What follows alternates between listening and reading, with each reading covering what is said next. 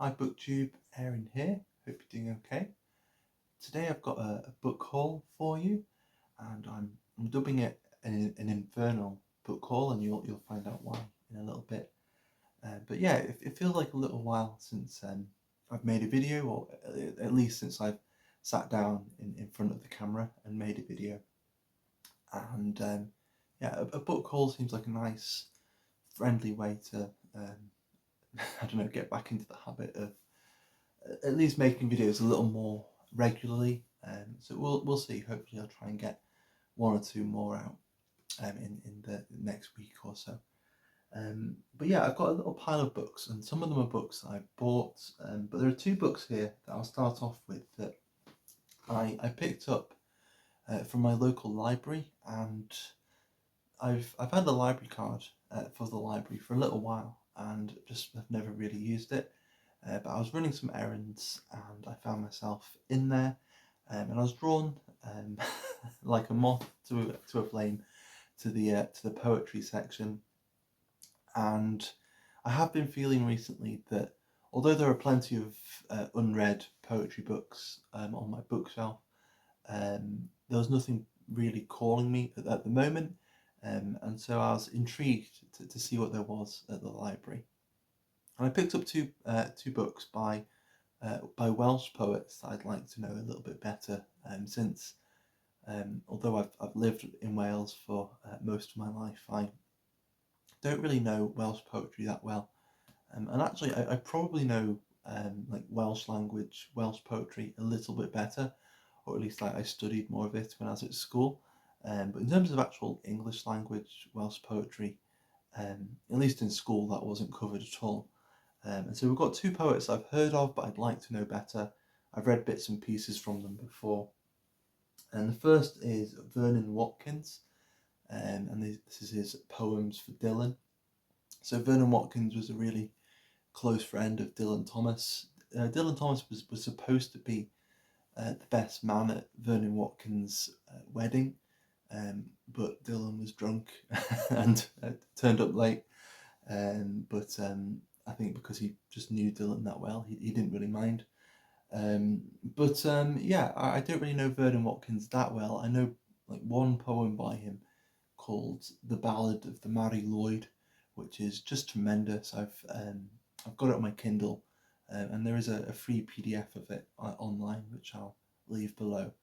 But other than that, I don't really know anything else by him, and it's quite hard to come by his books. I think I'm not sure if he's out of print. He might be out of print, and I just never see his name in a bookshop or a library. But yeah, it was quite cool to find him, and it looks like it should be like a normal length for a poetry collection, about sort of 60, 70 pages or something. But actually, the pages, the paper for the pages is like card, and it's really really thick, so it's only actually like 30 pages long. Um, but yeah, it's interesting. I'm not sure whether these are poems that he wrote, like sort of for Dylan, just sort of during their friendship, or whether they were specifically written after Dylan had died. But I think they were all published after he died as a tribute to him. And then we've got R.S. Thomas, so I think a fairly well known Welsh poet, at least in the UK.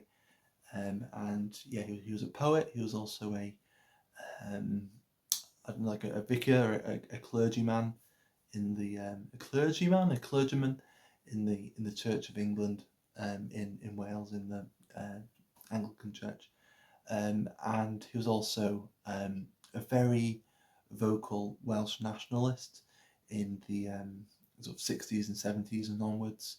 And so he's a really interesting figure, but also the way that he kind of fits into Welsh nationalism, from what I can remember, isn't very straightforward either. He has I think he has quite a nuanced and complicated relationship with Wales and with the Welsh language. So I think he grew up in Cardiff, or at least somewhere down in South Wales, in an area where, and in a culture in which Welsh wasn't encouraged at all. So he didn't learn Welsh, but he said that throughout all his life, he was just being constantly drawn west, and I think specifically northwest. And so he ended up in kind of mid Wales, and I think he was learning Welsh and getting to know a lot of the labouring folk there.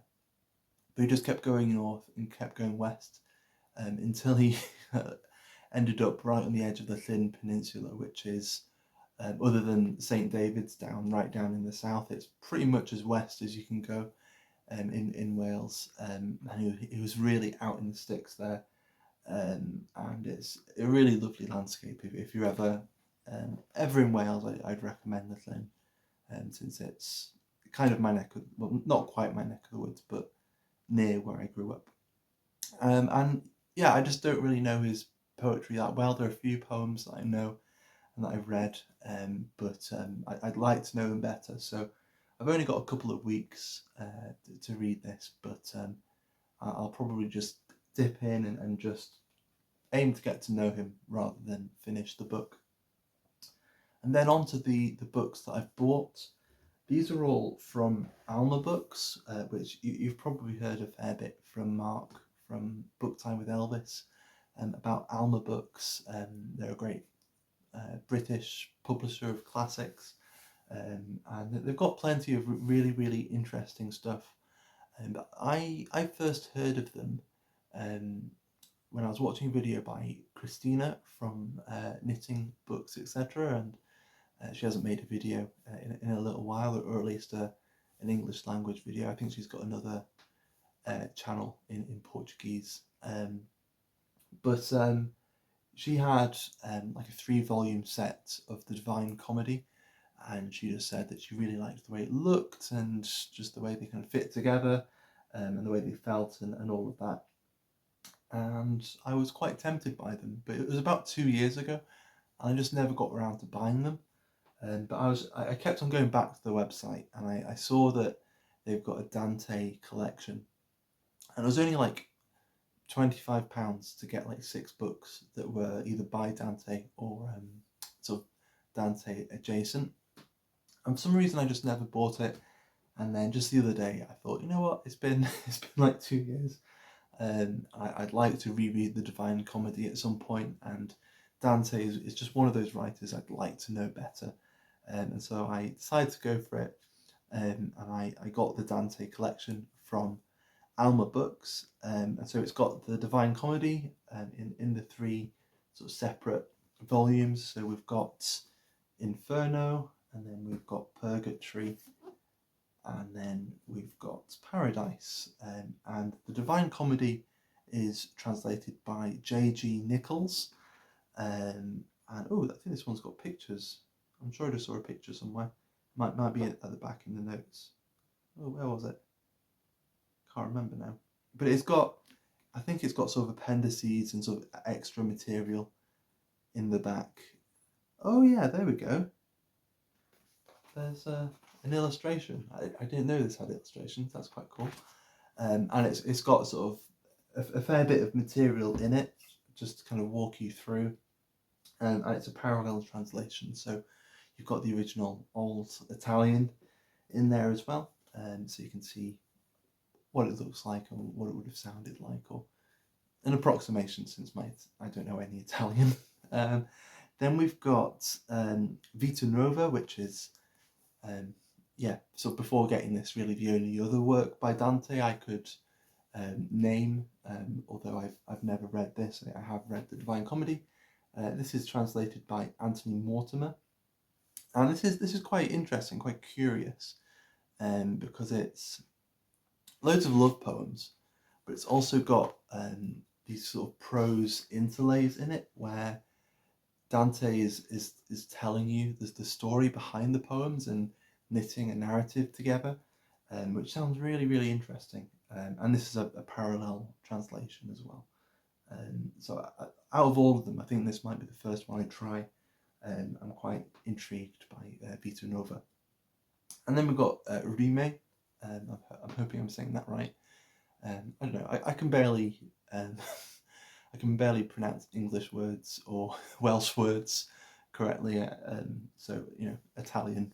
Why not pronounce that incorrectly as well? And I think these are just other poems by Dante that aren't part of the Divine Comedy and aren't part of Vita Nuova. And this is translated by so by the last two translators together, so G.J. Nichols and Anthony Mortimer. And again, I think it's parallel, but this is just pure poetry and shorter poems. And then to finish it all off, then we've got Giovanni Boccaccio's Life of Dante. So a brief homage and sort of biography of Dante that Boccaccio put together. I think he actually lectured on Dante and on the Divine Comedy. I'm pretty sure that was Boccaccio who did that. He was definitely a big fan of him. And this is the only one out of them that isn't a parallel translation. But it's got some nice pictures and things in the back, and it's got some appendices, again, just generally about Dante. And this is translated by Philip H. Wicksteed, and it's edited by William Chamberlain. So there we go. So we've got a nice sort of Dante connected pile of books there. So we've got Life of Dante by Boccaccio, we've got Rime, we've got Vita Nuova, and then we've got the Divine Comedy. So we've got Inferno, Purgatory, and Paradise. I'm still not sure why, because the Inferno is what it would be, originally in Italian, and in the last edition that I read of the Divine Comedy, it was Inferno, Purgatorio, and Paradiso. So I'm intrigued as to why Inferno is sort of left as the original. I suppose maybe because it's more iconic and people kind of know what it is.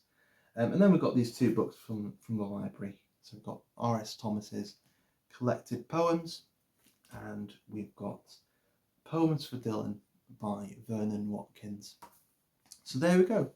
Nice little haul of books. Some of them will be staying for a little while, and some of them will be going back to the library. But yeah, I'm quite pleased with them. I'm quite excited to get to these poetry books and to hopefully at some point this year get back into Dante as well. So there we go. That's everything for today. Hopefully it won't be too long before I make another video. But in the meantime, I hope you keep well, and yeah, I'll see you soon. Bye.